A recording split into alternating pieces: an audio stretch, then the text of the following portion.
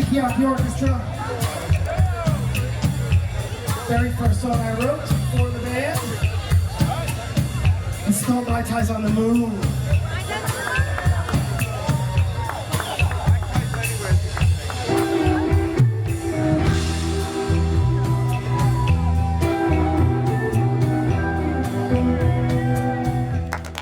Aloha y bienvenidos to the Tiki Talk Show with Dean and Niri Martini. Niri Martini is on vacation and is not here today with us. No, actually, she's right behind the camera, and she may join us in a little bit.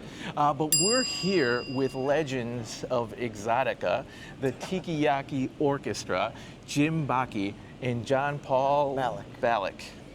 Thank you for helping me on that. No worries.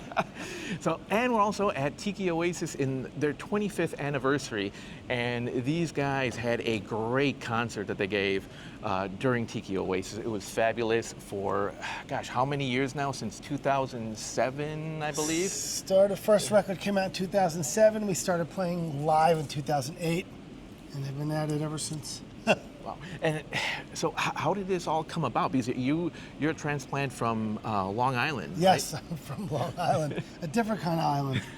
No aloha on that island. Yeah, I gotten into this music via seeing this band, the Blue Hawaiians, and getting into Tiki for Tiki News, which is started by Otto. And I got into the Exotica music and decided I want to try, home recording was becoming a thing in the early 2000s. So I started writing and recording songs. Got on Tiki Central, which was like a message board for Tiki nerds. And I noticed that there was really not too many people making this kind of music. Right. And a growing audience for it. So I said, wow, they're all in this one website. I could just make a CD and sell it to these people. And that's kind of how I did. I made a CD mostly by myself. I think our steel player, Gary Brandon, who was original Blue Hawaiians member, Right. he played on like 3 songs on the record. The rest of it I just kind of did myself. And put the record out. People really liked it. And a couple people contacted me about, hey, I play so-and-so. Would you like to get together and play? Because I didn't really plan on having a band. I thought there's no way I'll get all these people that want to do this music. Yeah. Right? It's kind of an oddball music. But lo and behold, people were interested. Eventually, I got a couple people. Met Jonpaul later in 2007 and said, hey, I need a bass player. And he said, yeah, I'm your man. I'm your guy. So we started rehearsing in 2008, had our first show in April of 2008. So we started around January. It took us like a couple months to figure out how to, because it was all recording, how to because a lot of us come from the world of rock. It's a different thing. It took us like a couple months to kind of figure out how to, perform the stuff live. Sure. We had our first show at the Tiki Farm parking lot sale in April 2008, and we just went from there. Wow. So how was that audience? They loved it. It's on video. The whole show's on videotape. It was really cool. I'd advertised a lot on that Tiki Central site, so a lot of people, and I was active on the message board. So, yeah, people were kind of like, kind of curious to see this, So, yeah, it went over great, and we just started getting more gigs and playing more gigs, putting on our own shows, Don the Beachcomber and all that. And, yeah, we haven't stopped, head down, nose to the grindstone. That's it. Wow, So, almost 20 years later. Yeah, here you guys are, right? It's insane when we think about that. his hair wasn't gray at the time. Yeah. My hair is the same color because I dye it, but yeah.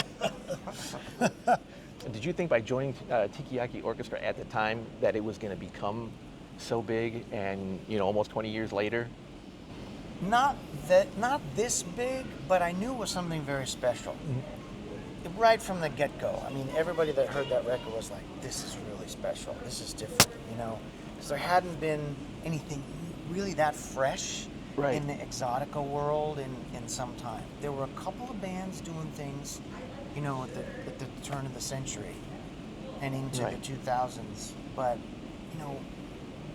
you could count on one hand who was trying to do it. And then to do something that was simultaneously authentic to the old sound, respected the old sound, but was modern in that it used electronic instruments maybe instead. Like I always played electric bass right from the get-go, so I wasn't playing upright, I was playing electric, and then, you know, the incorporation of electric guitars and electric keyboards, and so, you know, really bringing it into the 21st century, making it more of a relevant modern thing. Right. But having the spirit of those songs, I thought was part of the genius, one of the many parts of how genius it was. Right. You No, know, it so truly, we it truly knew is. how special it was going to be, and then it was just a matter of you fell in love with it. You just wanted it to sound as good as possible. We wanted to do justice, you know, and I mean, it was a kind of a coming of age for me too, because I was kind of just getting my chops together in my career, and I was not used to playing that kind of music. I mean, like I'm a metal guy. Yeah. You know, coming So from am I, though. I was gonna say. coming from that background, and I had just started to play again, and I was doing a lot of surf music, and that's how Jim found me. He came to a show I was doing at the Purple Orchid in El Segundo. Yeah. And then he said, "Hey, do you know, I'm putting the band together. Do you want to try?" And I was like, "Of course, you know, absolutely." But I said, "You gotta give me some time with the stuff.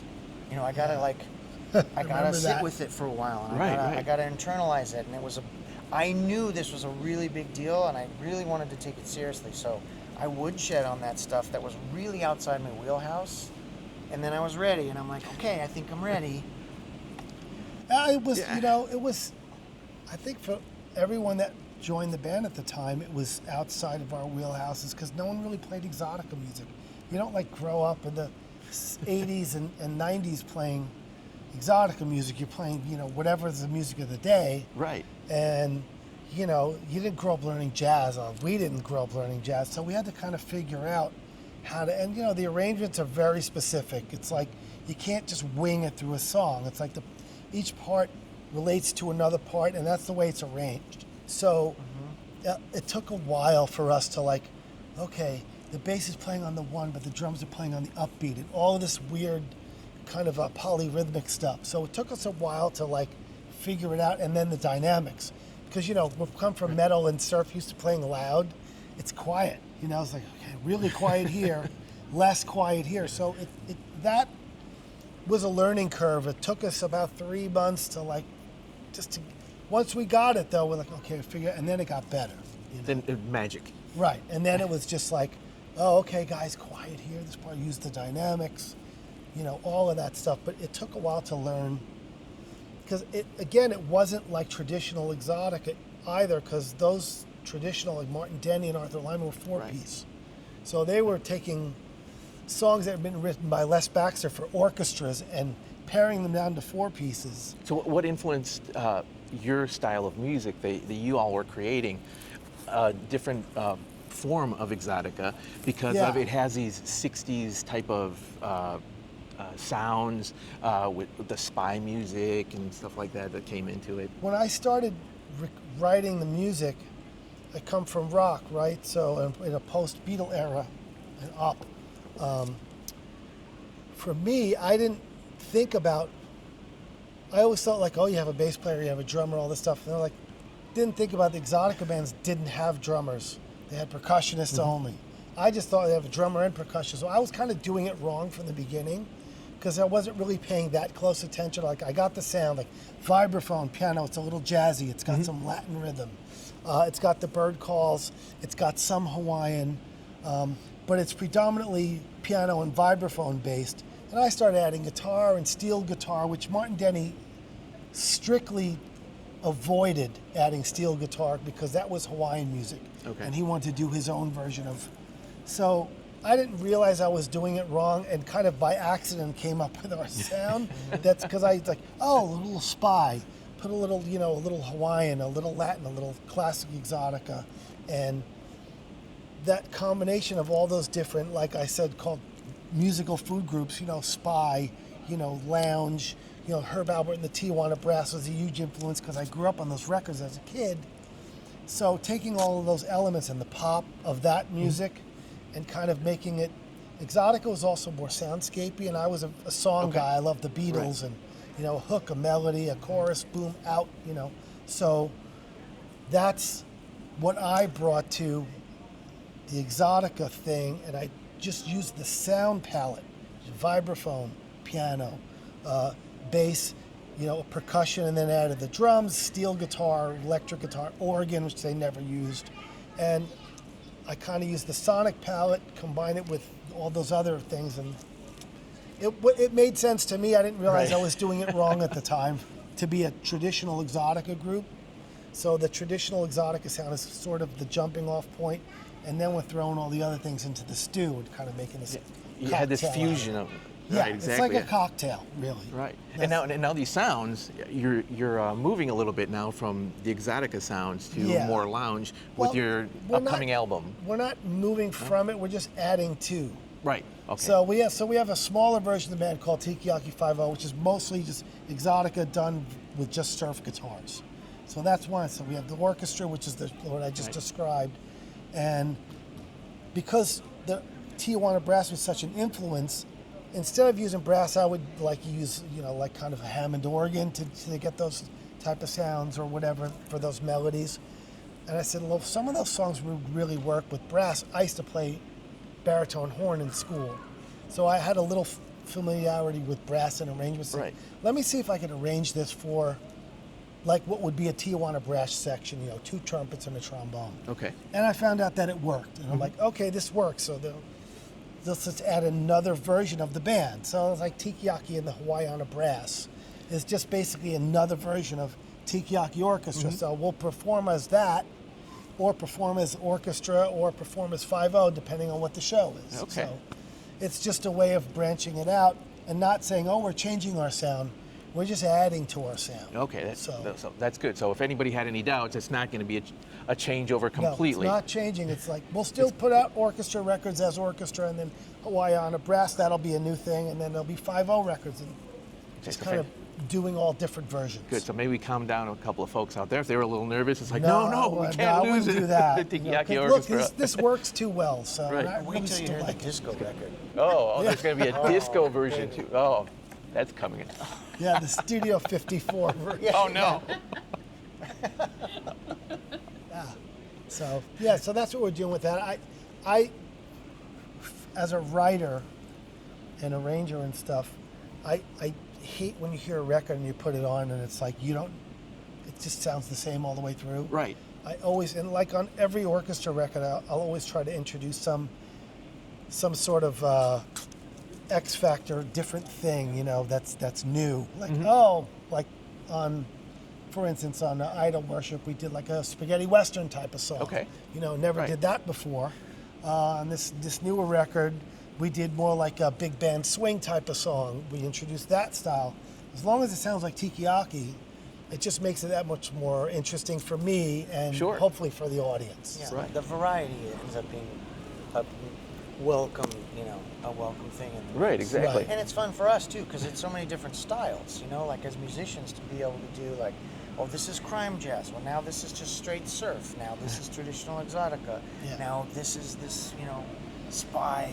It all makes it so much more interesting. lounge. Right. Yeah, like with bachelor anything, you need a pad. little bit of variety, especially as musicians, so you're not getting bored and just going through the motions, I guess, when you're up on stage. Right, because that era of when Exotica and lounge and all that stuff came out in surf, those like 5 to 8 years, there's so much great different genres to pull inspiration from. It's like, oh, Walter Wanderley, that cheesy bachelor pad organ, like that's a great sound. Like let's put that in there.